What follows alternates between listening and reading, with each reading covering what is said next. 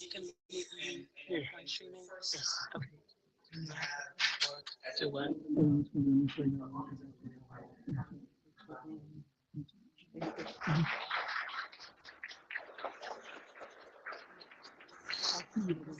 Like someone.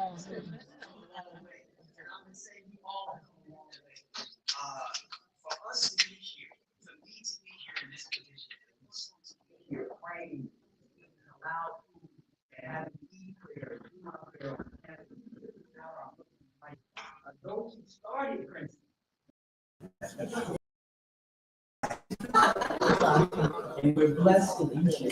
We're blessed, certainly me as a young man, a child of this community. So many of you that I'm looking around at raised me. If you didn't physically have something to do with it, you were offering me and so many young people like myself encouraging words and support and pushing us ever so to arrive at, I would say, where I am right now. So I want to again thank everyone as we continue to come in. I think one bus has just arrived to welcome you to campus, welcome you to the 16th annual lecture series honoring the legacy and the leadership of the Mohammed.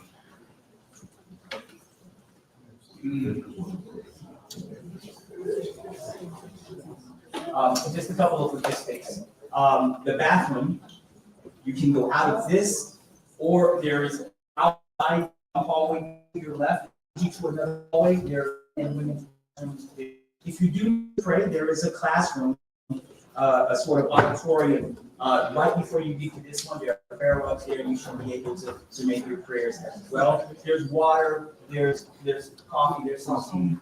Please make sure that you make yourselves at home. Those who are sitting on the outside, I can ask you to just move in a little bit so some of our elders and others who are coming can move in and be seated a little bit.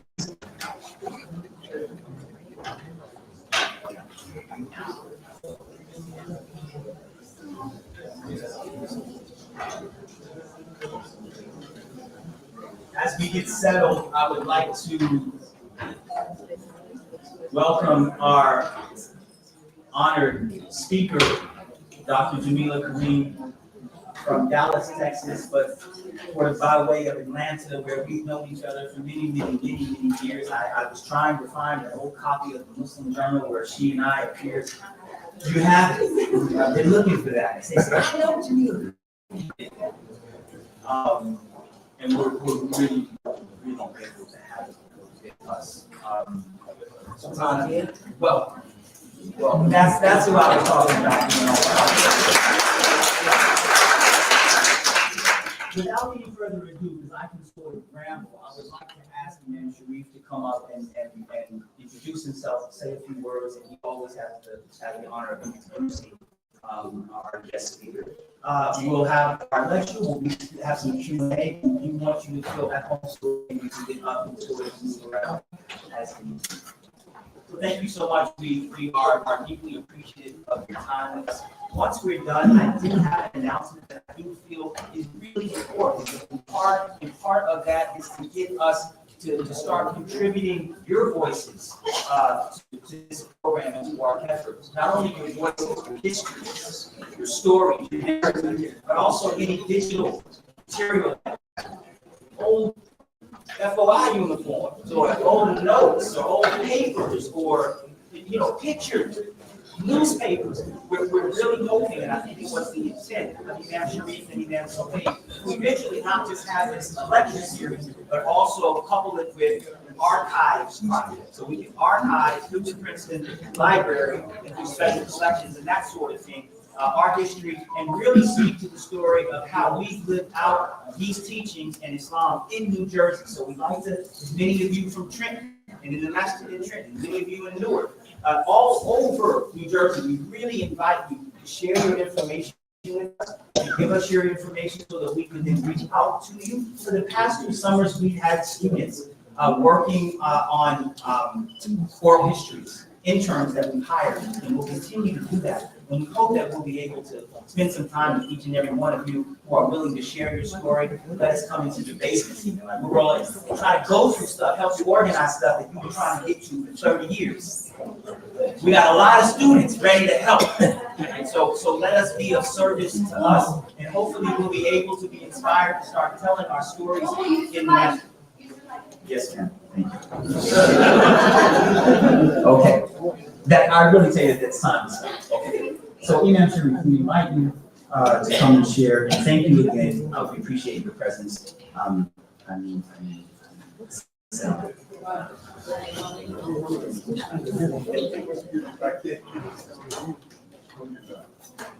Assalamu alaikum wa rahmatullah.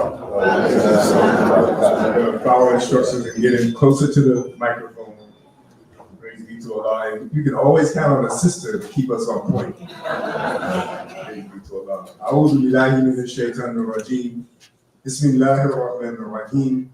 Ashhadu an la ilaha illallah wahdahu la sharika lahu wa ashhadu anna Muhammadan abduhu wa rasuluhu wa khatamun nabiyyin sallallahu alayhi wa sallam. Dear believers, guests, friends, family, peace be upon you all. Assalamu alaikum wa rahmatullahi wa barakatuh. Ahlan wa sahlan, welcome to, this word, the phrase Ahlan wa sahlan, it's translated to say welcome, but it's really meant reference to inviting people to be part of a family. A family that is on the plane, or a family that is looking at each other as equals, right? And that we're here to help each other to achieve, inshallah. Praise be to Allah. Now, alhamdulillah, I want to first thank, Creator for the opportunity that He has given us to assemble this very significant event. As our Imam Khalil Abdullah pointed out, this is our 16th year. I had no idea that we were going to be doing this 16 years. When we first started out, it started out as just a small lecture that was going to be in a small little hall. And now we're here and we have grown. We've had so many people coming from across, the United States and contributing to the knowledge of our Imam, the knowledge of a leader that should be known not just in the United States, but should also be recognized by the human community, because his life is a reflection of trying to bring the human community together, and bringing us together and living as human beings and civilized people. So we should always remember that whenever we come here, reflect upon the life of our Imam, Mohammed, and may Allah subhanahu wa ta'ala have mercy upon him and grant him Jannah Firdaus, inshallah. And may we always represent him in the manner that he preferred for us to be represented. Praise be to Allah. I cannot go any further without, first of all, acknowledging my wife. Halima's here. Praise be to Allah. She's been with me 16 years for this event. Praise be to Allah. Starting out, she makes the journey. I get her to get dressed early so that we can get here on time. And she doesn't give me no static. She knows how important it is. Praise be to Allah. So I'm grateful to Allah subhanahu wa ta'ala for blessing me with a patient wife. Praise be to Allah. But I can try your patience. Praise be to Allah. And as well, it's important for me to again thank Imam Khalil Abdullah. And also I want to thank his predecessor, Imam Sultan Shuhaid, and his wife is here. There she is. Praise be to Allah. Her family, her husband's parents, am I right? Right? They all were instrumental in kind of putting together the idea of recognizing Imam Muhammad, and the work that he does. As a matter of fact, it was her in-laws that insisted upon making sure that we had this event at Princeton University. So, praise to Allah. We're very grateful for the contribution that all of them have made I want to thank Sister Lena. Where's Lena? There she is, carrying the baby. Praise be to Allah. Says, thank you, Sister Lena. Sultana Whitfield, where is she? If anybody knows Sultana, when Sultana involved in anything, it's gonna be right. Right? And if you're not right, she's gonna get you right.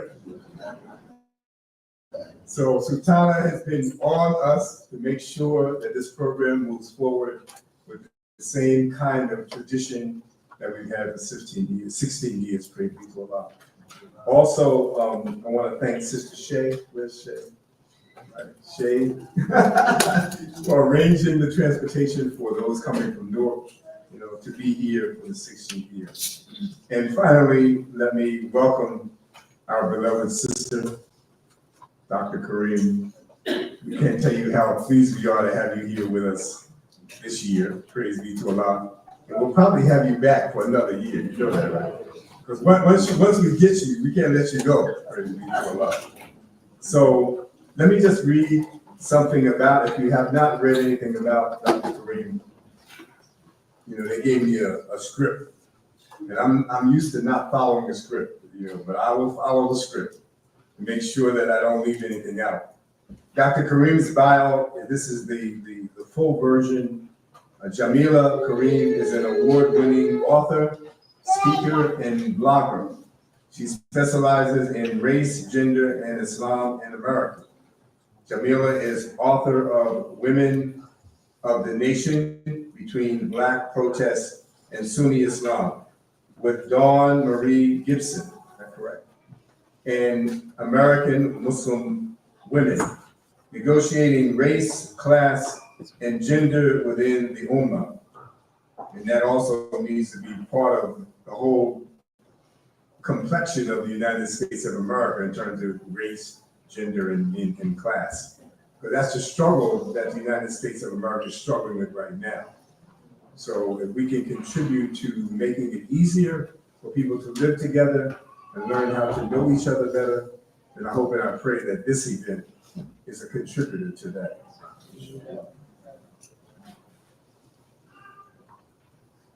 Jamila regularly speaks at college campuses and Muslim conferences across the nation. In 2014, her scholarly activism was recognized by Jet magazine, which featured her as a young faith leader in the African American community. Jamila is a former associate professor in the Department of Religious Studies at Spelman College. And I know many of you will say, yay. She holds a BSE in electrical engineering. I didn't know that you were an engineer. Praise be to Allah. Now you know how that affects me, right? Praise be to Allah. You just got another star by your name. She holds a BS in engineering, electrical engineering, and a PhD in Islamic studies from Duke University. With that, please join me in warmly welcoming my sister, Dr. Jamila Kareem.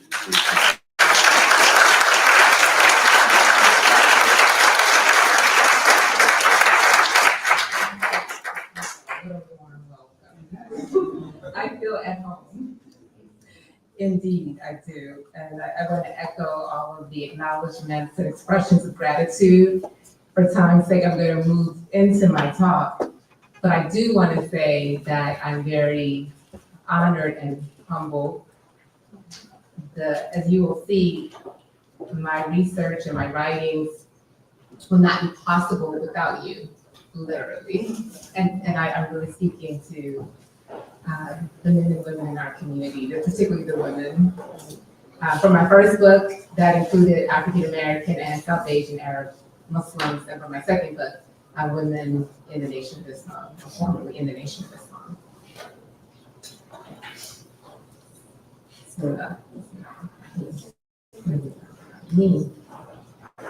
Would you agree with me that when you hear the words female minister, we think of another word that starts with F-E-M, feminism?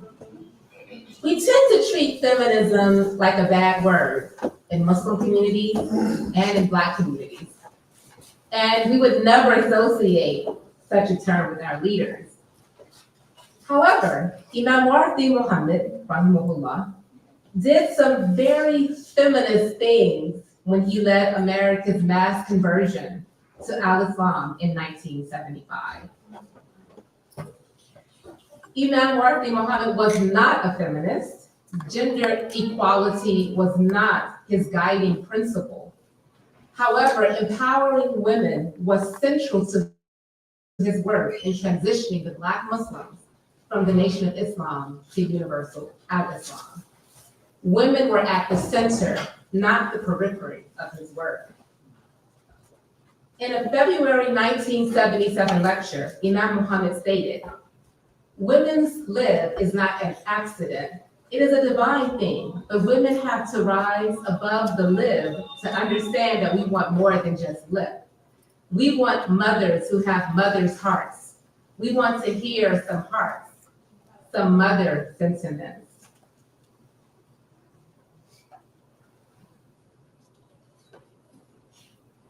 Another quote, "Society is suffering right now, not because we don't have male leadership, but because we don't have mother leadership. That's the greatest role a woman can have." Imam Mohammed was redefining women's liberation in his own terms. It is also in the 1970s that we find the birth of Black feminism. Bell Hooks coined the term Black feminist and critiqued mainstream feminism for being focused on white women's issues. Alice Walker introduced the term womanist in 1982 to rename or to name Black feminism. Black women writers and activists centered race in their feminism and the well-being of the entire race. Years before Alice Walker coined womanist, Imam Mohammed said, "I am trying to promote women's lib and at the same time save society." For Imam Mohammed and pioneering Black women scholars, women's liberation was about elevating the entire community. This type of mirroring between Black feminism and Imam Muhammad's ideas sets the backdrop of my talk today. Not only was Imam Mohammed a seminal leader in establishing Islam in America, he was a leader in advancing the cause of women in ways that resonated and nurtured Black women and their families. Imam Mohammed is most known for bringing the NOI community into the fold of Al-Islam. He assumed leadership of the NOI upon the death of his father, the Honorable Elijah Muhammad, in 1975, and immediately taught from the Quran, replacing the nation's concept of God in the person with the universal Islamic understanding of a transcendent God. In the first year, he instructed his community to participate in the Ramadan fast and 5 daily prayers, and changed the name of his community's national newspaper from Muhammad Speaks to Bilalian News. Imam Muhammad began using the term Bilalian to refer to Black Americans, connecting them to the legacy of Bilal ibn Rabah, the enslaved African who converted to Islam in Mecca, and the first muezzin or prayer caller. By 1977, Imam Muhammad had redesignated temples as mosques and then as masjids, and ministers as imams. Imam Muhammad also revised the nation's approach to Black liberation with a new political stance toward America, whose ideals of freedom, justice, and equality he emphasized and backed up by placing the American flag on the cover of the Bilalian News. The new ideology and changes in the organizational structure of the nation brought new opportunities for women. In April 1975, Chief Minister Wallace Muhammad appointed the first female minister of the Nation of Islam at Muhammad's Temple No. 2 in Chicago, Illinois. Minister Sherilyn X was not assigned to lead a temple, but rather to write a regular column in then Muhammad Speaks newspaper entitled Minister Sherilyn. She was also charged to present a spiritual message to the women in their temple classes. By November 1976, over a year later, Minister Sherilyn continued to carry the title minister. However, she had received an Arabic name from Chief Minister Wallace Mohammed, Amatullah Umrani. By this time, 14 other women had been named to the first sister minister's class. In a recent article in the Muslim Journal, Sister Amatullah described that classes were serious and intense with a focus on the basic practices of Al-Islam, Quranic Arabic, and the language and the thought of Imam Mohammed, sometimes provided in person from him and from his speeches and writing, including the minister's kit. They learned how to call the adhan and the iqamah and perform and lead prayers, while not doing this for males other than children, nor heading the masjid, she clarified. After male ministers became imams, the key point, so once the name was shifted from ministers to imams, women in corresponding roles were given the title instructresses in religion. The size of the ministers or instructresses classes continued to grow in the early years. Classes helped prepare the women to teach and present or represent the religion in various settings, from the masjid, rostrum, to churches, community centers, outdoor rallies, and with the incarcerated, she wrote. After the foundation was laid, Imam Mohammed later stated that there was no need for separate men's and women's classes in the area of religion. Imam Muhammad's radical idea to confer the title of minister to Muslim women religious leaders could have only happened because of the movement upon which Imam Muhammad was building upon, the Honorable Elijah Muhammad's Nation of Islam. How would this Black freedom movement foundation facilitate Imam Muhammad's developing a liberating gender ideology and practice from which Black women could thrive and lead in their families and communities? A look back at women's roles and participation in the Nation of Islam reveals the context of Imam Muhammad's changes and answers why women wholeheartedly embraced them. The NOI's gender ideology stipulated separate gender spheres for women and men, emphasizing women's roles as homemaker and men's roles as breadwinner and protector. When we actually talk to former nation women, like many of you, we find two primary ways that they responded to the gender ideology. One, women found the gender ideology empowering, and two, women approved of the ideology, but not the same way that some men interpreted it.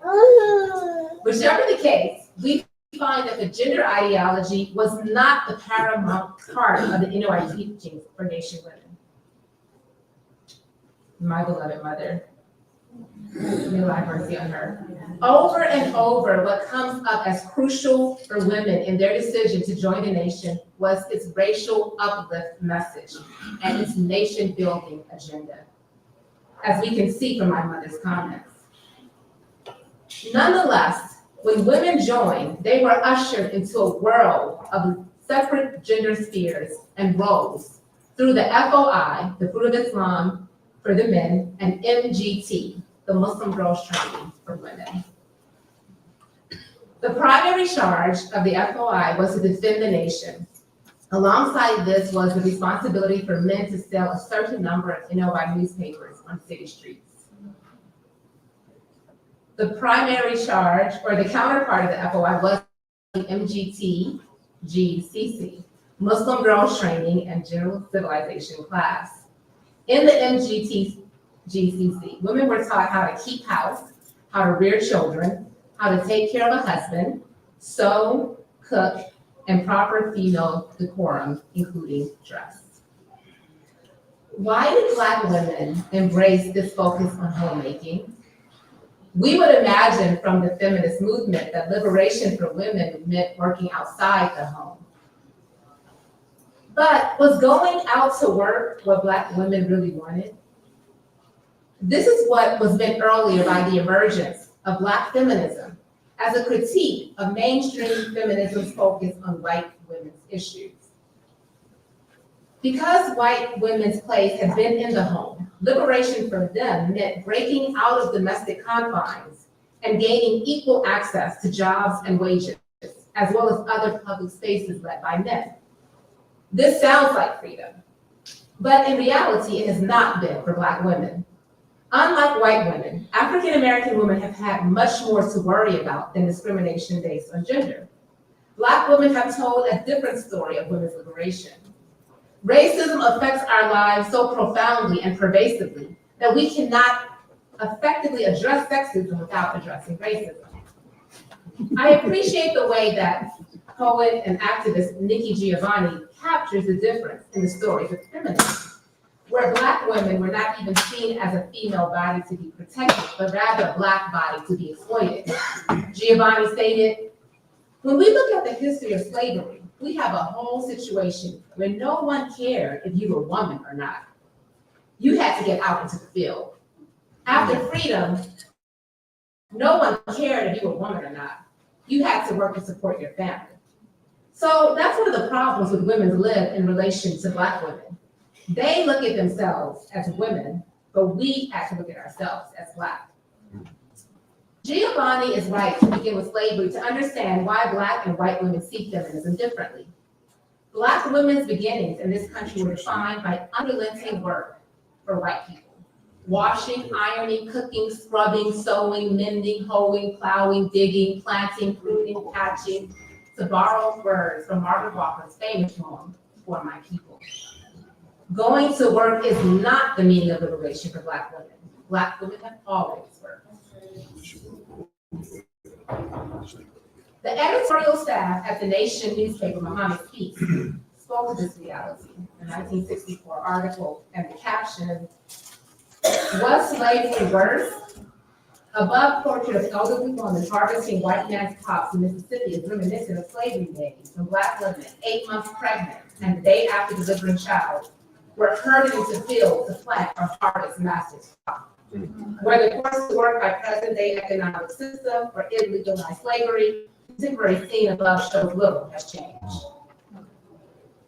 We find that Black women embrace the nation's gender ideology because ideally it freed them from the work that had always been required of them. Yes, women consistently describe that they favor the idea of returning to men the obligation of maintaining the family. However, many women express some discontent with the degree that they were confined to the domestic sphere. Women wanted to learn how to be good wives and mothers, but they also wanted to be educated. Former Nation woman Linda Abdul-Salam disclosed. Some of my Linda. She's from New Jersey. There was this attitude that sisters really didn't need to be educated. I'm not going to say that the Honorable Elijah Muhammad taught that, but that did come through on a lot of levels, Linda added. They wanted you to be barefoot and pregnant. Her sarcastic remark indicates that how women interpreted their roles as mothers and homemakers was quite different from how men interpreted them. Obviously, men saw it as much more confined. In both subtle and direct ways, women found ways to expand their role and influence. Linda continued, when they were saying that the Black woman, or that the woman should be at home taking care of the kids, basically they were trying to say, woman, your role is to nurture, though not realizing that a woman can nurture in all aspects of society that she's involved in. Here, Linda defends nation ideology at the same time that she argues for women's expanded social roles. Similarly, a regular woman columnist, Mohammed Speaks, Tanetta Dinar, a columnist for the newspaper, once wrote in the paper, the Muslim woman is able to coordinate family responsibilities and community obligations as she educates on a level not only local and national, but international in scope. The way in which Nation women both accommodated and challenged Nation teachings represents a general predicament women in Black freedom movements found themselves. Since Black women faced both race and gender discrimination, there were moments when Black women had to surrender the fight for one to advance the other, and the racial fight often took precedence. As noted earlier, it was the racial uplift messages that attracted women to the Nation. As a result, it was relatively easy for women to overlook some of the male chauvinism in the Nation for the greater cause of community building. Nation women, therefore, went along with the idea that women's role in the home should be honored and cultivated. But they did not always want to be, and most were not restricted there. It is as though Imam Muhammad understood and spoke to this sentiment among women as he laid out his gender philosophy during the transition. In a 1979 interview, Imam Muhammad stated, I have re-examined the role of women in light of what Prophet Muhammad did to give more freedom and equality to women. I have come to the conclusion that in our religion, we cannot make any distinction between man and woman in terms of intelligence, spirituality, or nature. Morally and intellectually speaking, women are equal with men and they are not to be treated any differently. They are to engage in business, to own wealth, to own property. They are to be allowed to excel in academic pursuits. If women are given freedom to excel in academic pursuits, how can we tell them to stay home? What is all this education for? You can't keep women at home to nurse babies. At the same time that Imam Muhammad taught his community the religion, he crafted a women's liberation philosophy to which Black women could relate. He wisely coined the term mothers to society to shift the Nation of Islam's narrow focus on women as domestics by expanding their roles in society, while at the same time honoring women's unique contribution as mothers outlined in the nation. Former nation woman Mohsina Abdullah of Miami recalled, we were encouraged not only to be mothers and wives by Imam Muhammad, but to be mothers to the broader community. There was a greater contribution. Mothers to society, that was his term. There was a great contribution that we could provide to the world by going out and involving ourselves in the community. With Imam Muhammad, we find a new emphasis on women speaking out in settings beyond the home. The Imam used the language of the Quran to support the link between women and society. He noted the Quranic Arabic word for community, ummah, stems from the root word, which is also derived the Arabic term for mother. Instructress Hafiza Kashif wrote in the 1977 Women issue of the Islamic News, we as mothers, as women, womb of mind, must begin to instill in our children, our society, the love of the Creator, the love of truth, the love of pure, higher morals. We must become truly God-conscious and take advantage of our right to be women, to be mothers. We must begin to speak out in the society against corruption.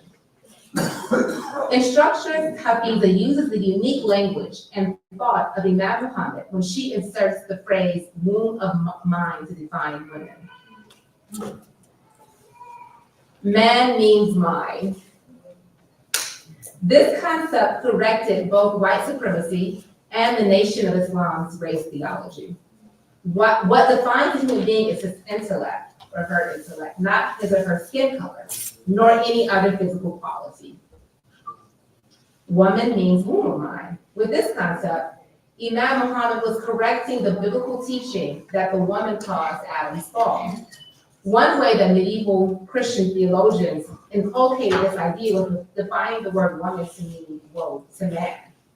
Instead, Imam Muhammad said woman means womb of mind. Women are the ones who develop and cultivate minds. Imam Muhammad was more interested in correcting negative conceptions of women and connecting them to the concept of mind than he was in defining their role in the home. He connected them to society. He said that mind meant society. Therefore, women were the wombs of society. They shaped minds and thereby the world. Woman means womb of mind was an idea inspired by the Quran. Imam Muhammad said, the Holy Quran said that we should revere God, but that we should also revere the womb of the female. Many men tend to look down upon the woman as a producer or as a childbearer. Even many so-called great religious orders have regarded this physiological function of the female something to despise or something evil. The Prophet Muhammad said that women should not be despised because God has placed an abundance of good in them.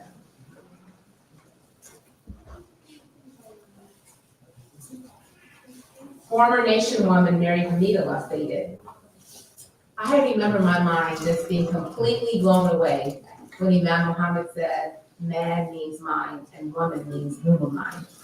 It just was completely a game changer for me and for a lot of people, because I think those words for me, although womb of mind could put you in the light of a woman's role being the mother role, which is something I've always accepted, womb of mind to me was more expansive than just staying at home and raising children. And so for me, I think that opened up a lot of possibilities for thinking about a woman's work with our community. And it definitely made room for women who were seeking professional lives within the community and outside of the community. The poet and activist, Sonia Sanchez, similarly focused on the mind part of the equation, that a uniquely feminine function was being linked to intellect in the modern world. Sanchez stated, the Honorable Wallace B. Muhammad has said that man is mine and woman is mine. And by saying this, he's saying that woman is mine housed in a female body. Women do give birth to children. That is our priority. That's a natural thing that we do. But he's saying too that the woman has a mind. And it's only because man has not dealt with the woman's mind in this country that she's been relegated to the kitchen. And he says, I don't relegate Muslims to the kitchen at all. She must be about doing other things. A nation needs the strength and the work of a man and a woman. He says the Western countries have dealt with women on a very negative level. That's why we have a women's liberation movement moving around today. And because he said those simple words, we saw ourselves differently. So of course, then, I can be co-director of the Office of Human Development. Aisha K. Mustafa, editor of the Muslim Journal, noted, Imam Muhammad's appreciation for sisters could always be referred back to his appreciation for his mother. He spoke of her in such glowing terms. Imam Muhammad saw from his own mother that women can and must contribute to the large society while fulfilling their role in the family as supportive wives and educated mothers. Her example certainly informed how he used the concept of mother to discuss women's roles and scope beyond the home. The first way that Sister Clara Muhammad embodied the concept of mother to society is her essential role in establishing the Nation of Islam. After his parents, then Elijah and Clara Poole, migrated to Detroit from Sandersville, Georgia in 1930, Elijah couldn't find work, but Clara did when she went door to door asking for work. Clara therefore experienced the common hardship of Black women working as domestic servants in white homes, where humanity was undermined by scant wages and the risk of sexual violence. It made sense then that she found Farah Muhammad's message of race and economic advancement attractive when she heard it from a friend in 1931. And this is Imam Muhammad quoting his mother in a lecture. My girlfriend told me there's a man who's saying some things about our people. We once dressed in long flowing cloth and we were royal. Upon her friend's invitation to meet Farad, Clara's first thought was her husband, who was haunted by hopelessness and despair. Maybe this might help my husband, prayed Clara. Elijah agreed to attend the next meetings, which proved miraculous, as it marked the beginning of Elijah Muhammad's Nation of Islam. According to Imam Muhammad, when the meeting was over, as they were walking out, my father told my mother, Clara, when you go back home, you're gonna have to throw all the pork out of the icebox. Now that's what one lecture, one speech did. As the Nation of Islam grew, so did Sister Clara Muhammad's contribution, marking a second indispensable way that she served as a mother to society. After the disappearance of Farad Muhammad, Elijah Muhammad contended for leadership rivals in the late 1930s. He contended for leadership against rivals who threatened his life. Between hiding from rivals in the late 1930s and spending time in prison for draft evasion in the 1940s, Elijah Muhammad left Clara Muhammad virtually a single mother of 8 for over a decade. Added to this difficult situation endured in the time of the Great Depression, Clara Muhammad took on the enormous task of carrying the organization in her husband's absence. Historian Ajale Rahman describes Clara Muhammad as an interim leader who carried Elijah's orders from prison to nation ministers. But she was more than a messenger, emphasized Mohammed. She must have been an irresistible force of inspiration and moral courage for Muhammad's ministers and followers, encouraging them to continue the work of nation building via regular meetings and recruiting the duration of Elijah's 4-year absence. The fledgling group, far from the membership numbers it could boast in the 1960s, could have easily disintegrated without the leadership of a woman with vision, faith, and resourcefulness. Once Elijah Muhammad returned to his family and the movement began to thrive, Sister Clara Muhammad's influence reached further. In 1931, she had pioneered the NOI's primary and secondary independent schools, established on a national scale by the 1950s. This was unprecedented in both Black and Muslim communities. The nation's school system, instituted by Farad Muhammad, was given the lofty title, the Muhammad University of Islam. The first classes were in Clara Muhammad's home, and she was the first teacher. She and her husband withdrew their children from the public schools in a time when homeschooling was illegal. Clara Muhammad never returned her children to public school despite harassment by law enforcement. It is reported that she told the police at her door, "I will die as dead as this doorknob before I allow my children to attend public school." Sister Clara Muhammad is a household name in American Muslim communities because of her son's vision to honor her legacy. Around 1979, Imam Muhammad renamed the University of Islam after his mother. As the First Lady of the Nation of Islam, Sister Clara Muhammad served as the exemplar of feminine virtues instilled in MGT. She was an ummah, a community, a womb in and of herself, and certainly inspired women that they too were mothers to society. Imam Muhammad dismantled the FOI and the MGT in his transition. However, he replaced them with developments such as the minister's class for men and women, and later instructresses. Most notably, between 1977 and 1978, he established Service, the Committee for the Enhancement of the Role of Women in Society.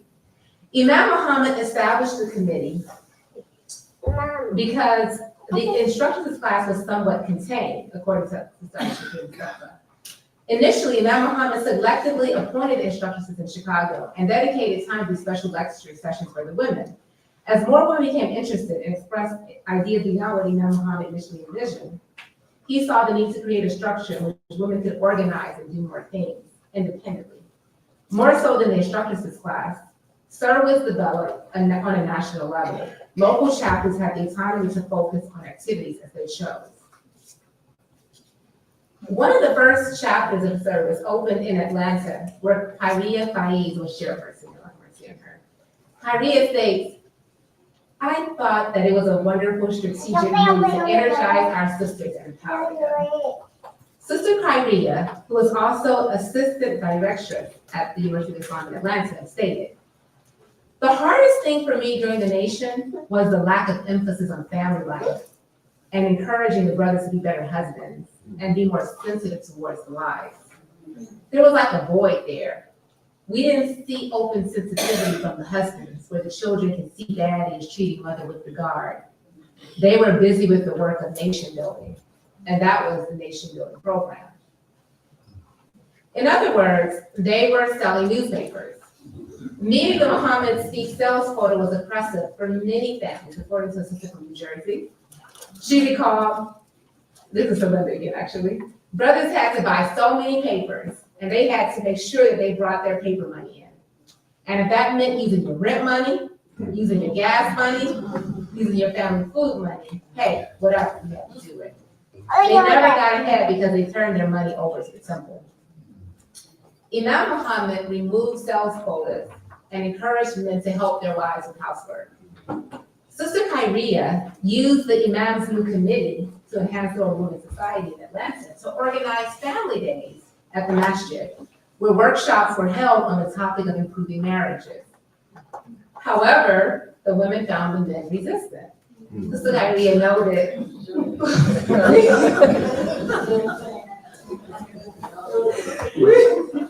I remember this interview with her, a lot of clips with her.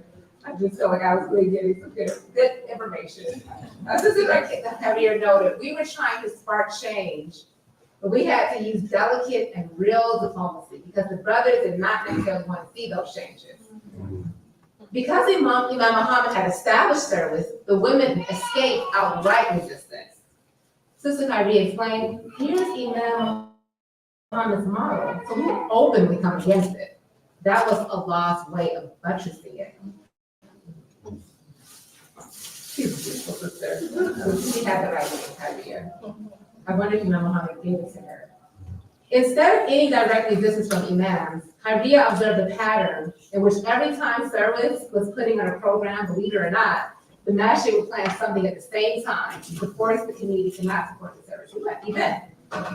So it wasn't so much the community, but there was a germ that no one to see the healing worked on anyway. Although we were struggling against some imams, at least the earth had kind of cracked open a little bit, as Kyria put it.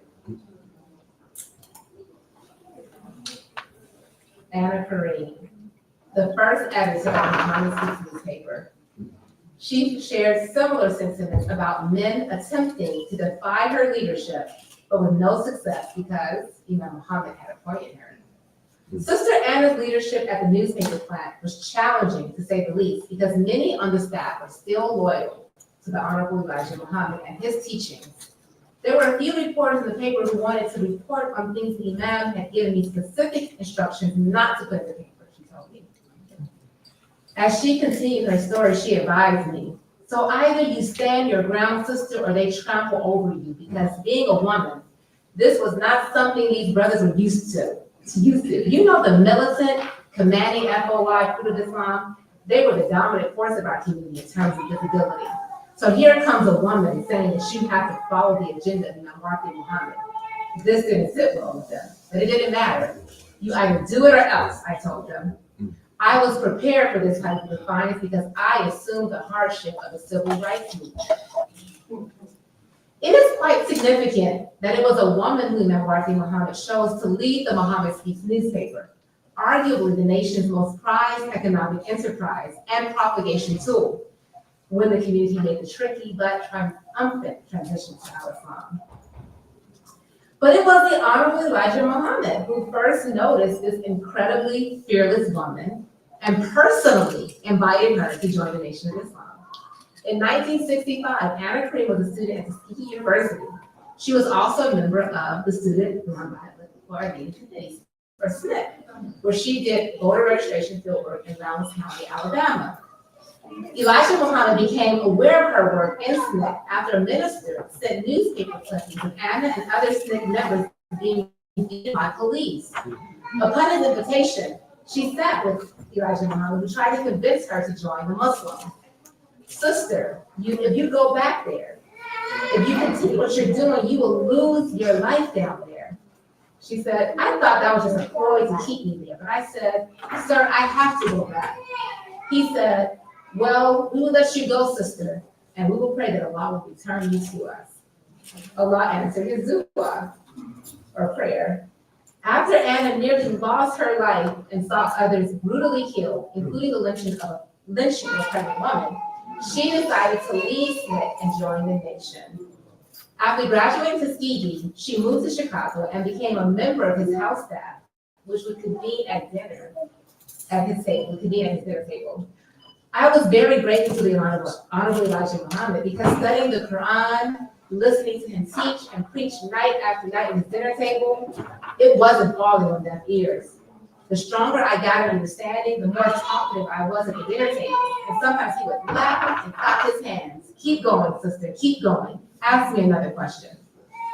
And I was so honored that he found part of what I had learned from him worthy to impart to others. He sent me to Detroit, to Cincinnati, and to Dayton to deliver his message from the pulpit. And that had never been done by any woman.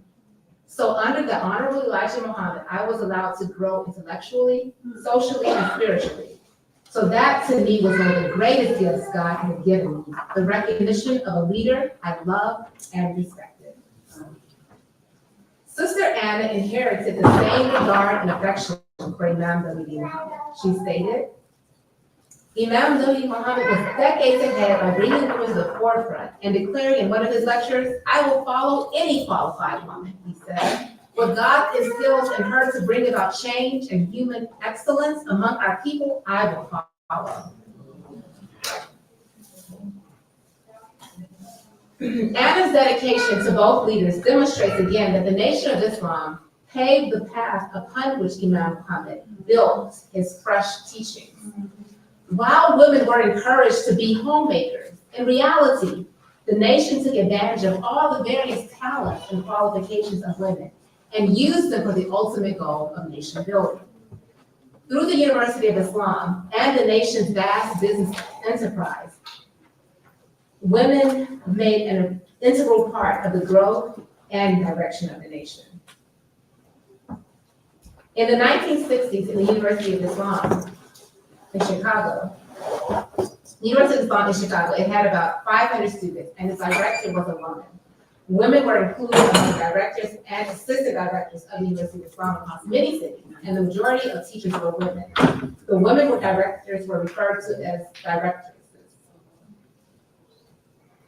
Similarly, women took advantage of numerous opportunities to support the nation's host of small businesses and to pursue their own entrepreneurial enterprises. NOI women secured employment in various businesses, including the Temple No. 2 Holding Factory in Chicago and the Muslim Thrift Shop. The NOI's emphasis on buying Black and fostering group cohesion provided would-be entrepreneurs with an existing consumer base. Women regularly advertised their businesses in Muhammad's name, such as Sister Nita's Sesame Seed Candy. Such businesses may have been rather small, but they nevertheless provided women with an opportunity to actively contribute to the nation's overarching economic goal of self-sufficiency. For this reason, while sisters Anna, Amatullah, and Kyria are exceptional people and leaders, many women contributed to thriving Black communities all across our nation. I know firsthand because I grew up in a Martha Muhammad community in Atlanta. In my mother, and all the women in my masjid, whom I call community mothers, I grew up witnessing beautiful and inspiring models of what it means to be a Muslim woman. I watched these women as leaders, as teachers, directors, fundraisers, consultants, lecturers, event planners, business owners, writers, and artists. The images on my slide are all from the 1990s. One image shows two women producing a local cable TV show, educating the public about Islam. The picture with the man features the Imam of our community in a school board meeting with principals of Imam Mohammed Elementary School and Martha Muhammad High School. When I decided to pursue my doctorate in Islamic Studies at Duke University, my intention was to show the world true images of Muslim women in order to resist the demeaning images of women, of Muslim women in the media. My office is Spelman, and my first book. When I was pregnant with my first son, I was teaching at Spelman and traveling to Princeton and other universities to guest lecture. When I delivered my son prematurely, I began to reflect on the history of Black women and work and its detrimental impact on us. I drew lessons from my community mothers who found freedom in the home. As I contemplated leading work at Spelman, the editor at NYU, who published my first book, reached out to see if I would publish another book with them. Allah led me to join another female scholar and write a book on women of the Nation of Islam. With full faith, I decided to leave my job, homeschool my sons, and write another book. After all, I had inherited a legacy to be a mother to society. I will conclude my talk with a short excerpt from one of my favorite presentations, in which I redefine Muslim women's dress as beautiful and becoming, to give you a glimpse into how I continue the legacy. The dominant image of Muslim women's modesty in the 1960s was the Nation of Islam's women's uniform, which borrowed symbols of purity from Christianity, the faith closest to home. As you can see, the uniform resembles the head covering of nuns. By the mid-1970s, there were two relevant developments. One, the Nation of Islam abandoned its Black liberation theology or teachings for global Islam. And two, an influx of Muslim immigrants from Asia and Africa brought their own cultural forms of Islam to America. Imam W. Mohammed discontinued the women's uniform and encouraged women to come up with dress styles that were Americanized in contrast to the dress Muslim immigrants brought from their home countries. The two hijab styles that evolved were the scarf tied around the back and the African head wrap. Even in the Nation of Islam, women wear the scarf loosely tied with bangs slipping from the front. Over time, the scarf without bangs and the head wrap dominated as the most popular hair color. But the presence of Muslim immigrants inspired a range of hijab looks. One sister expressed, we had the Senegalese sisters with all their headwear on, and then we had a lot of the immigrant sisters from Pakistan and Egypt, so the kimar, or the scape right around the neck, came in, and sisters were doing that beautifully. We had so many influences that you could pretty much come up with any style. And then we had African-American sisters who were designers coming up and developing their own fashion wear for sisters of African-American background so that they could have their own expression. The sister out of Harlem said that. American clothes, either store-bought or homemade, eventually predominated as the style that came to characterize, eventually predominated the style that came to characterize Black Muslim women. Short dresses over pants is one example of what women came up with when buying clothes at the store. One woman recalled this look as very attractive. This dedication to American Muslim dress styles made fashion shows popular in Black Muslim communities. They served as fundraisers for communities and a means of support Black women-owned businesses. But perhaps the greatest impact was making the younger generation of American Muslim girls and women excited about covering. When I reached my teens, the last thing I wanted to do was cover my hair. My generation wanted to fit in with their Christian peers and look attractive, which meant showing our hair. Realizing this, the women organizing our mosque annual fashion show in Atlanta recruited teen models and speakers for the youth portion of the show. I was actually one of the speakers, I was the moderator. In May 1993, a reporter for the Atlanta Journal and Constitution captured their effort to nurture among young women a strong emotional attachment to beautiful Muslim dress. In this picture, the Muslim teens were African artists. That's also my sister, Aisha. Amira Wazir, the show's organizer and commentator, was quite convincing. You've been there. Of us from New Jersey. Amira Wazir, the show's organizer and commentator, was quite convincing to the audience crowd, making proclamations like this. We are trendsetters. Europeans have copied Islamic design. We have influenced the garment industry to the point that Islamic style is in. Headwear is in. What we have been doing for years is now vogue. Interestingly, this is one of the photos from the February 2020 issue of Vogue magazine. The model is a Somali Muslim woman, but with that headpiece, she certainly does look like a woman in the Nation of Islam. Thank you.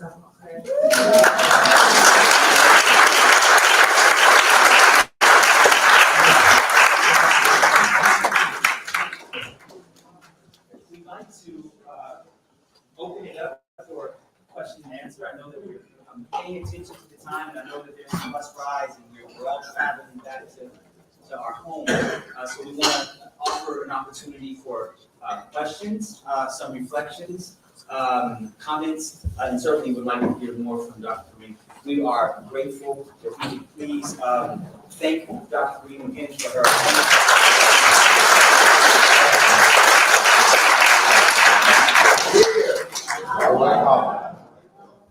So you can raise your hand, you can offer, sort of see some, yes, sir. My name is Bashir, I'm from Turkish community and I want to say thank you. And you have given me a really big perspective that how you can interpret Islam in a different way and you can still continue practicing it. And we were just discussing with a brother on the way here. And today with my friend, he told me the main purpose of religion to make life easy. That's why the must-haves and all those are coming in. And I see that peace be upon the Prophet Muhammad, way is now adopted in such a way that it is perfectly fit and practiced in the African American community. And I'm really impressed with that.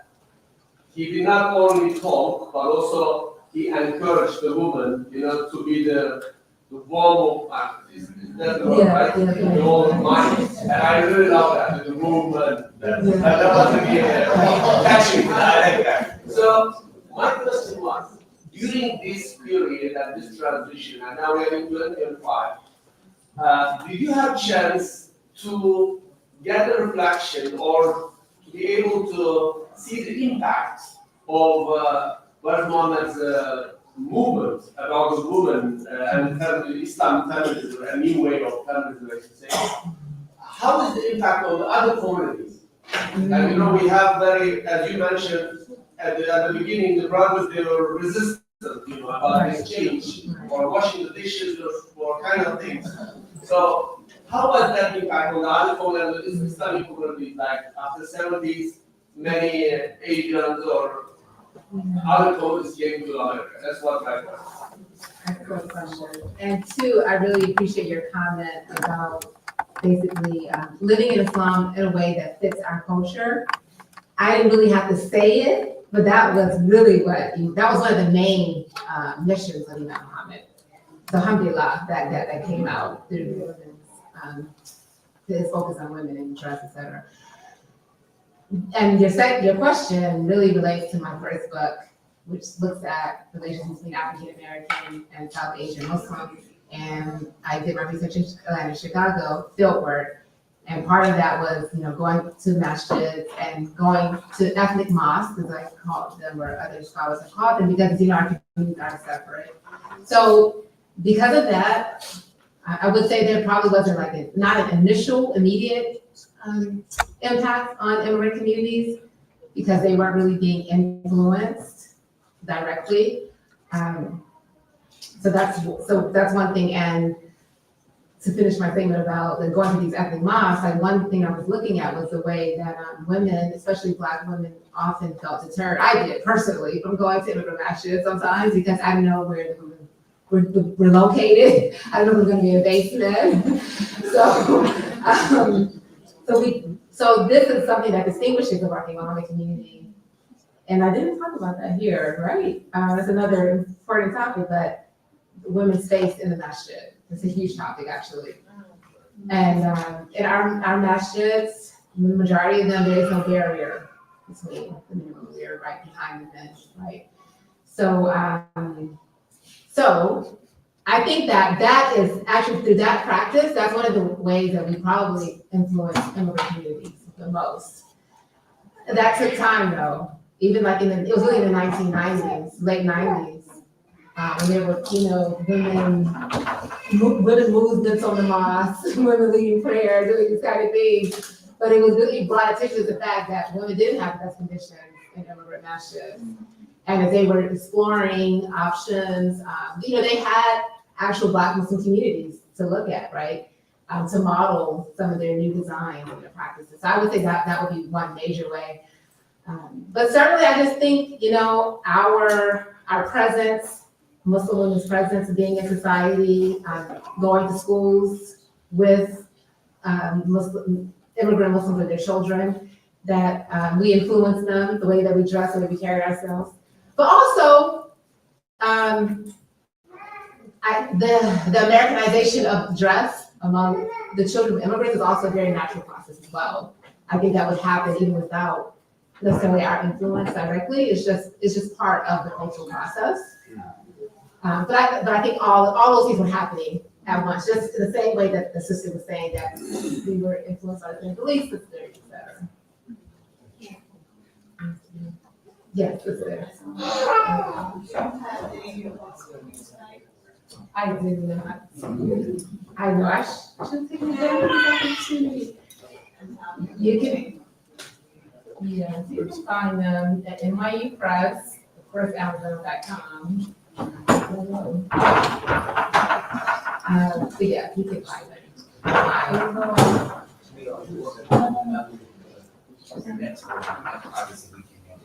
Inshallah, make dua for me. I really think I need to write a book about women in the Quran and feminism. I don't, feminist is a very controversial word. So, but I'm thinking about the feminine and the Quran, something along those lines. But Yeah, that's a good. Yes, and yes, sir. Assalamu alaikum. First of all, I want to say thank you for a wonderful depiction of the history of Islam, via the nation of Islam. So, Jazakallah for that. I have a comment, and it's sort of related to the question that the brother posed in terms of how have we influenced other communities. You know, the Imam was very profound in terms of his presentation of Islam. And he had many spiritual jubilees, as you all may recall. So in addition to broadening our thinking with regard to women, he also brought our thinking in terms of interrelationships with other religious organizations. And as a result of that, I think that was conducive for influencing how others perceive our influence in terms of Islam as well. So I think of Dr. Suleiman Yang, who was, I think, the dean at Howard, and he said that Islam is like the Nile River. When it runs through all the countries in Africa, it takes on that particular culture. So I think the Imam was very, very representative of that. Thank you, your friend. It reminded me, I wanted to state that after 9/11 was like a really a turning point. When Americans were scrambling to figure out how can we show them that we're American. And that's when they were really looking towards our community. Leaders in the community were saying to look towards our community. And interfaith was really critical. We were already doing that. And I was like, Other thoughts, questions, any sisters, any thoughts, reflections? We're looking at a lot of community mothers, and I know a lot of the sisters that were shown to us. They nurtured me and shaped us. So many of them. Yes, doctor. What a beautiful presentation. Thank you so much. And thank you so much, Mohammed Abdullah, for bringing and inviting us to get together. One of the most important features of Islam and the Quran is its inclusivity. And people, they overlook this fact. The Quran is inclusive of the Old Testament and the New Testament, and it depicts beautifully, with full respect, Judaism and Christianity and the women, starting with chapter 19, Surah Maryam, that talks about Mary and the miraculous birth of Jesus, peace be upon him, and how we are all looking forward to his second coming. All these are overlooked, not just by non-Muslims, by Muslims themselves, but because they never use it to build bridges and to show how much we appreciate. You cannot be a Muslim without believing in Christianity and Judaism, without believing in Moses and Jesus, peace be upon them all. You see, that's always overlooked. Thank you for bringing this. Beautiful. Yes, later. Yes. Thank you very much for your presentation. And thank you to everyone. And hello, stop me if I talk too long. But what I'm hearing, based upon the comments and also this my life experience, in reference to your brother's question, in reference to influencing, I quote Imam Mohammed. So I was a teacher at Claire Muhammad School. I graduated from Islam while I was in that education space. And as an instructor, he talked to the teachers, and one time he was asked, how do we discipline our children? And he said, it was so simple, and that's how I believe that somebody said today, that Islam is not difficult. We make it difficult. Islam is easy. Allah wants it to be easy for us. So, Imam Muhammad, may Allah have mercy on him, grant him paradise. Amen. He said, the best way to discipline our children is to have disciplined behavior in ourselves. And I think the influence is a back and forth. And the influence is in what I'm going to proudly say as a woman and as a Muslim woman, that we have the opportunity to do every single day. Because it's the Lord. We don't have to say anything. Our modesty, our sincerity will shine through whatever garment that we choose. I'm not saying this is particular one, because she looks real sharp up there. But when the sincerity and the discipline of the self-behavior shines out, it doesn't matter. You're gonna figure out how to look the way you feel. And I think in all spaces, especially in America, because we are a multicultural place, we influence each other and we grow together.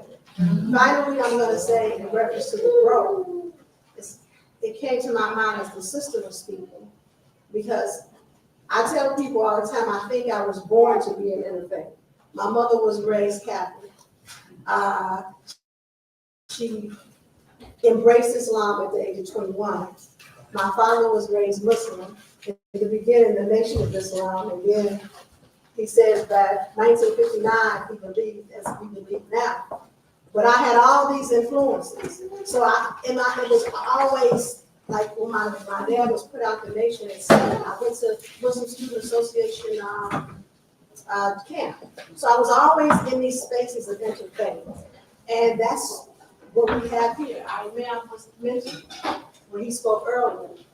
This is what America needs. It needs the influence, and it needs to, we as Muslims, I think, I'm not gonna say, I personally embrace, and I'm very happy to know that Islam came to complete, not to necessarily erase, but to correct. But you don't revert, you don't convert, you evolve. And even if you're born Muslim like I was, I'm evolving.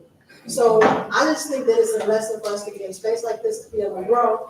And that's my point. When it came to my mind when the sister was talking about Christianity, it's an evolvement. It's from Judaism. It's Allah's truth began when man.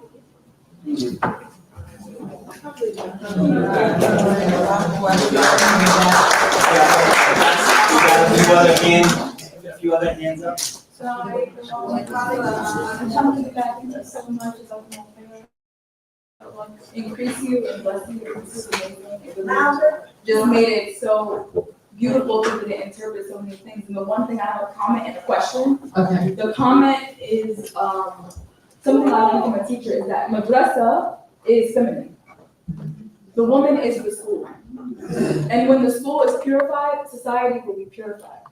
So my question to you is, how are Black women in the madrasa today, Black Muslim women in the madrasa in America today?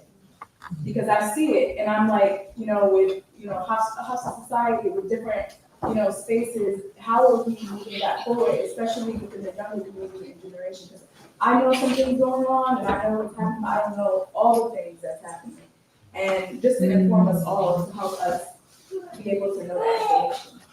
Thank you. That's a really important question about the different ways that the woman, as the member of society, the educator, is manifesting beyond the home. And you mentioned the House of Society, so the House of Quran Society is one example of Black women who are supporting each other and becoming hafidat of the Quran. And that really speaks to the flyer, the poster, advertising program is another main dimension of Imam Muhammad's teaching that I like to highlight and talk. I really highlight here is the way that he taught us to learn for ourselves. There's so much, but during the transition, he really wanted us to think for ourselves, to read for ourselves, to educate ourselves, because in the Nation of Islam, you had no choice, right? There was a level of coercion in a sense, So he wanted us to be free thinkers. So in one way, and he was always in a lot of ways in his transition, he was like speaking to the Nation of Islam experience and correcting that. At the same time, he was also speaking to Christianity, because many of them had come from Christianity, obviously. So he was also still like addressing teachings as it relates to Christianity. And then also he was addressing the larger Muslim community, the larger immigrant communities, and also making sure that we did blindly follow and we're Muslims, and that we, again, cultivate our our expression of Islam. You can be African American and Muslim. And so the Quran was an important part of that because we had to know Allah's guidance for ourselves, Allah's words for ourselves. And one of the things that he did was he would have us to read a juz of Quran every day in Ramadan. And many of us, like, we noticed how we thought that was something that you had to do. And then only later did we discover, like, okay, that's optional or the regular thing to practice. But Imam Mohammed, he taught it in a way, or he like really instructed you to do it. You would think that it was like mandatory. But that was the kind of like relationship we wanted us to have with the Quran. And you see this embodied now in the way that women are and men are reading the Quran in English. So I think that's another example of influence that we're having on immigrant communities, but kind of like delayed, because now there's a bigger movement to actually know what you're reading, knowing the meaning of Allah's word, right? And that's certainly a way that we are leading in that. So that's one example of the madrasa today. Thank you for bringing that up. Yeah, may I just add to that? The other years, it's important to acknowledge we've had others in the past. Imam Muhammad's influence on education. Speaking of madrasa, you see Dr. Jamil Kareem, who sort of heard Imam Muhammad. Well, I was there with all my friends, and we were trying to, we want to be imams, right? We were imams. And the sisters were listening, they wanted got PhDs. We can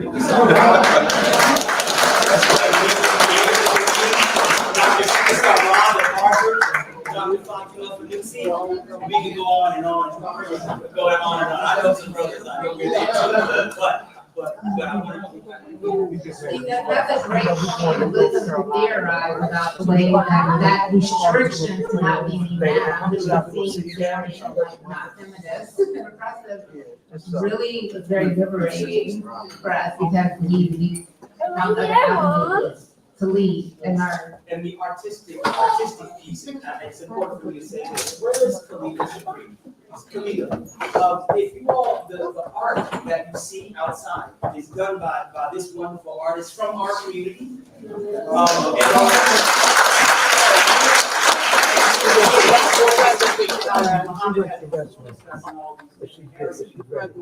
Princeton University saw so much last year for an entire 6 weeks, exhibited her work in the gallery across the street.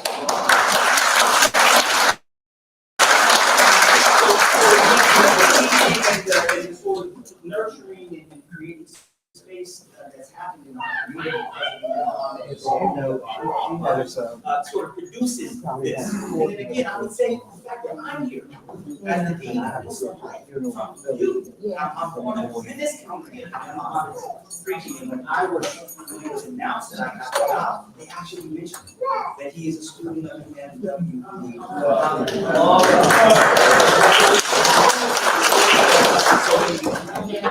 Imam Mohammed really emphasized that people need themselves. So it wasn't even just about the way we're Muslim, but just to really be an individual serving Allah, and that you can use it if you're an artist, if you're a cook, if you're a scholar, you can be a Muslim and a servant in that way. He really encouraged people to not feel like you have to be a certain way or fit into this mode or do what this person's doing. I saw a lot of hands. The sister here had her hand up first, and then I see. Oh, my number, 856.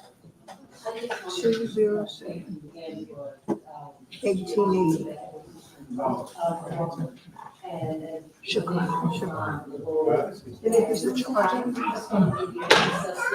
That Muslim Quran will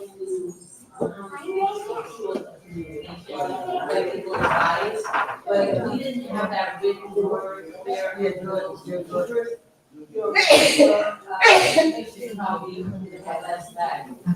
So I just want to say again that we make a space and we can have this girl who's understood this and be able to be supported. We should embrace that. And as a woman role, I came to make my son was born in 1935. They have been I, as a mother, very quickly. And I balance activities of the house as well as corporate and as well as in my practical method. So I said a woman will be able to support her husband and live society by being a one man. You know, the man but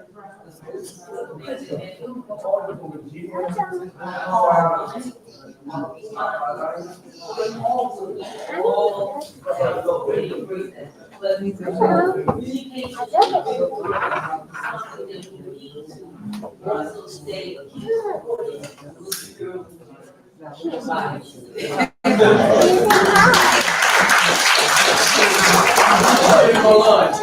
And the editor of our paper is a woman.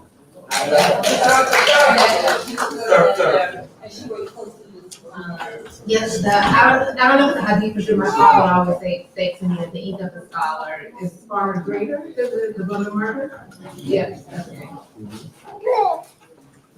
Yes. And then there was a question.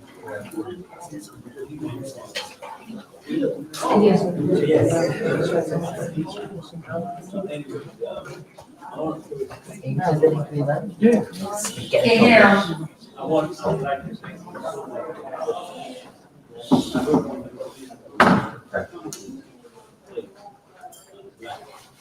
I would like to find out your opinion about the concept of Imam Mohammed expressed.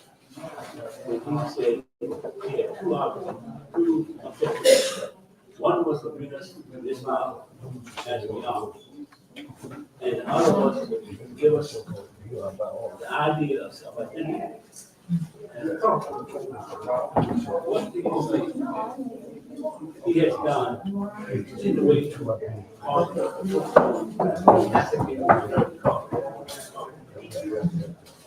because that question came up from another Muslim from another country.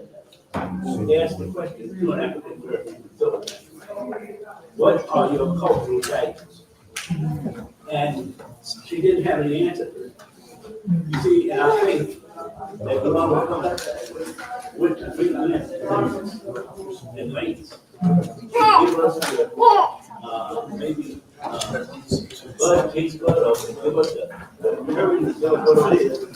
Thinking about your base now, to stand it up and stood up Islam. But what are we at? You don't want to go around in the dark. Who are we?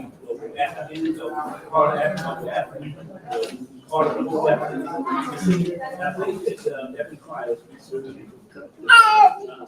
Well, your last, you mentioned identity, I made me think of reflection. He would often talk about human identity.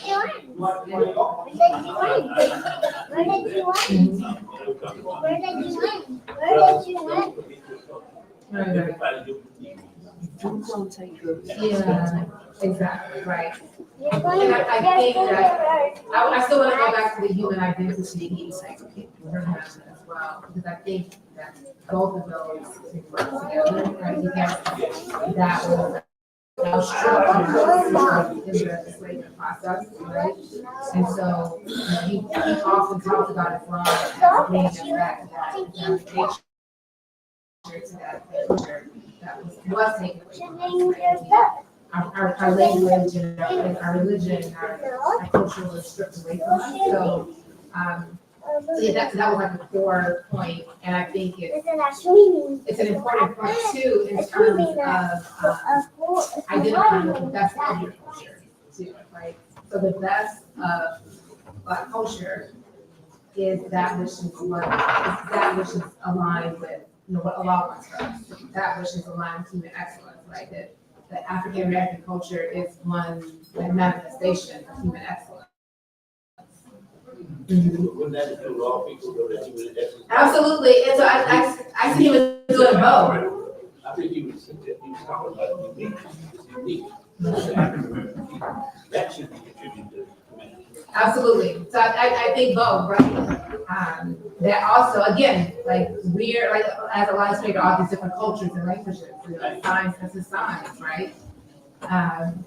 But again, it's what's excellent in all of those cultures, right, is that which is connected to Allah.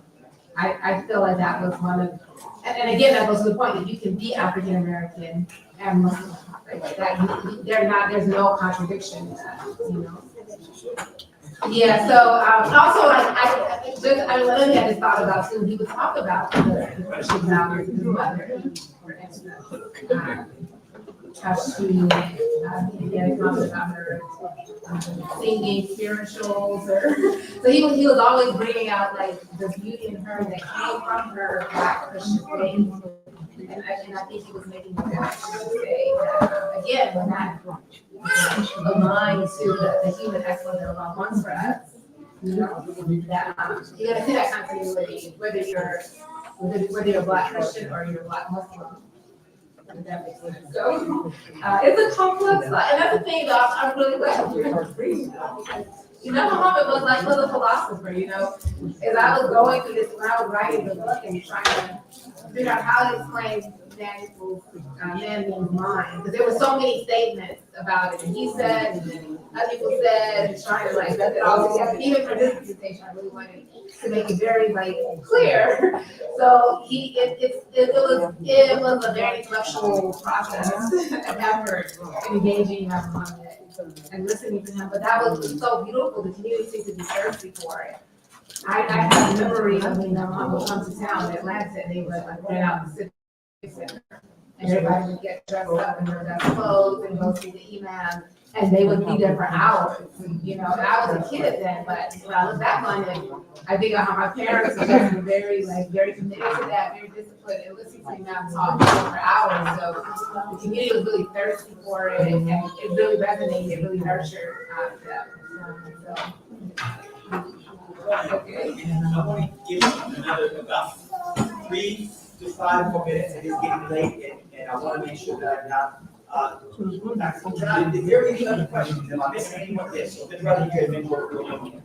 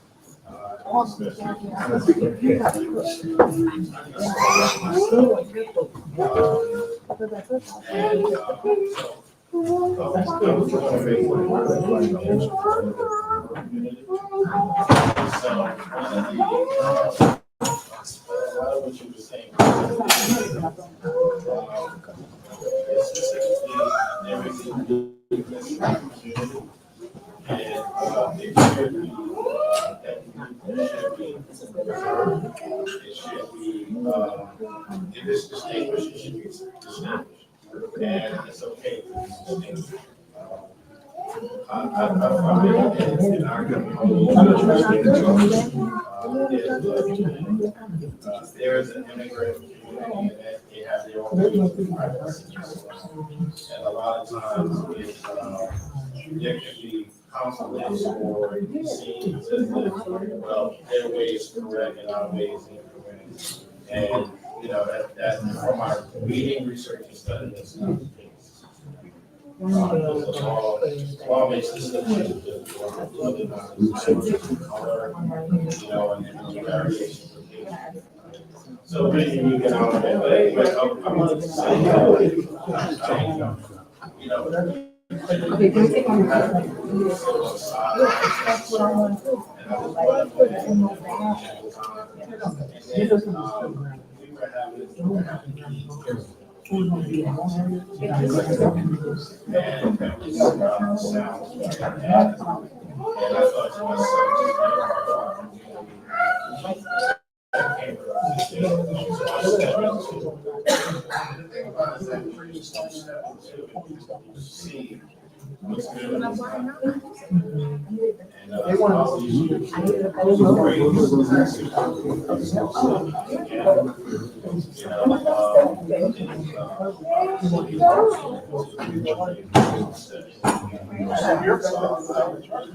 figured that I would.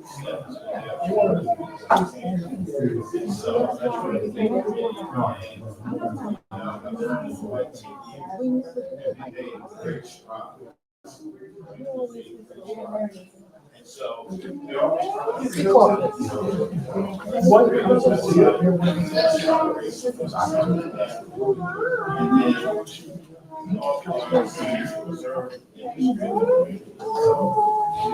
the brothers and sisters that I love, and brother, do you have a question? Someone here should give us a lecture.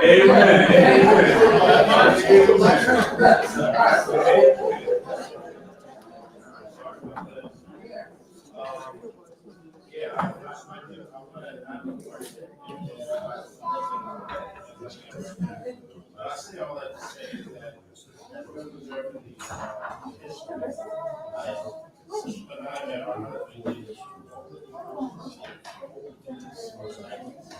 they gave me all these things. All the way back to the cell. So I was able to copy all the things, and I have about maybe about 30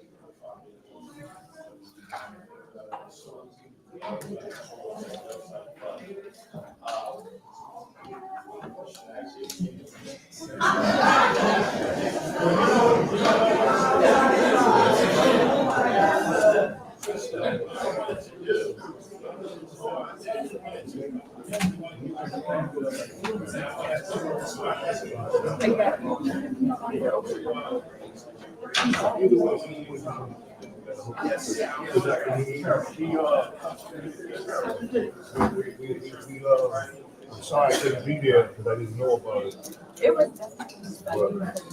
Okay. I wanna say thank you to everyone who has attended today's. And take a look at the art that's outside. We also have a station as soon as you walk outside. If you want to share your information with us, your stories. We'd love to get your name, your email address, is there anything that you'd like to, for material history, if you want to add to this program, a story, a narrative. We need you, just like Geneva has done all of her work because of your voices.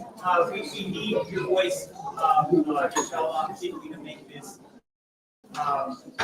Do this work 20 years, carry this work 20 years into the future. This work to make sure that we're telling your story, which I think is pretty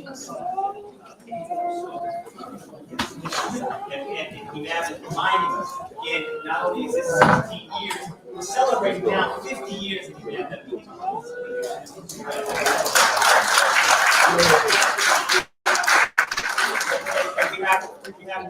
We have these books. Well, I will these books. A couple of other books outside. So we thank you for your time. We thank you for Dr. Kareem. We honor her. We're so grateful to have her share with us. Thank you.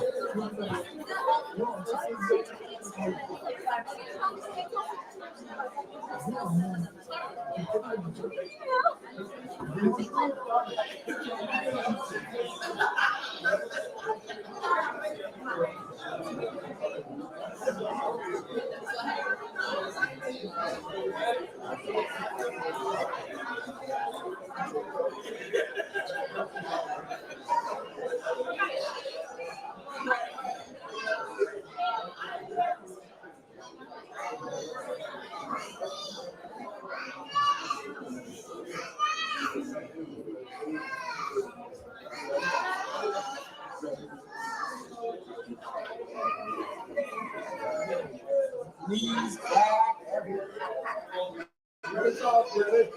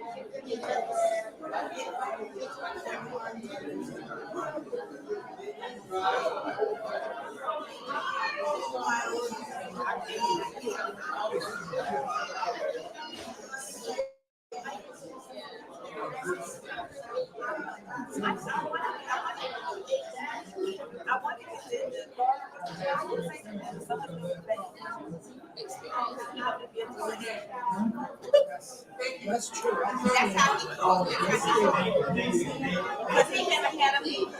Hey, let me tell you something. When I used to drive my vehicle, I used to pull up like 5-0. I said, no, man.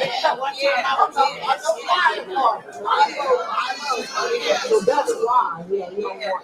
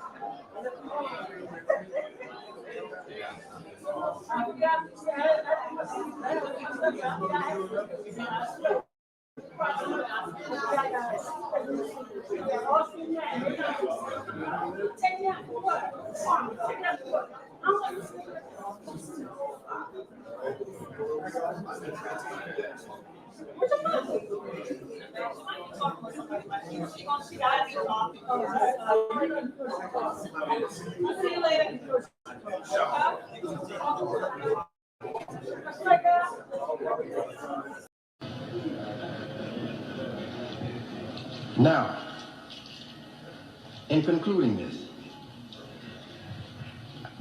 when the slave traders and the black traders of Africa, traitors, different, traitors,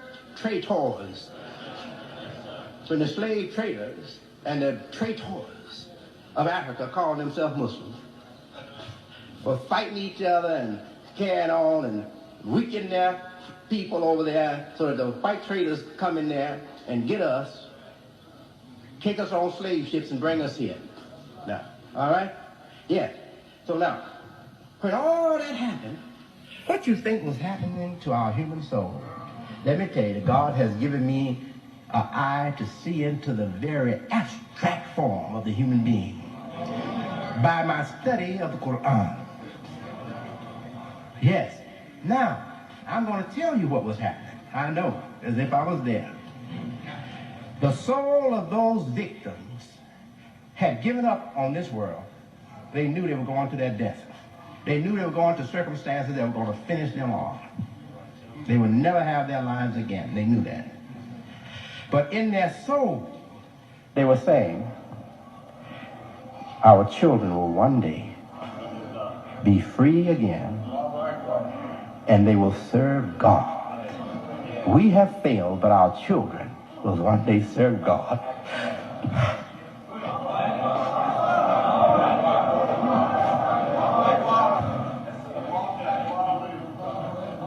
And now their prayer that they prayed in the deep recesses of their soul has come true. And not only are the descendants of the black people of Africa from Islam coming to Islam, taking up the divine cause, but those who never were Muslims, their children from Christianity, their children from Judaism, their children from paganism are embracing Islam in America. And we are going to build new Africa. New Africa, right here in the United States. Allahu Akbar. And the soul of those suffering victims, they're rejoicing because of us here today.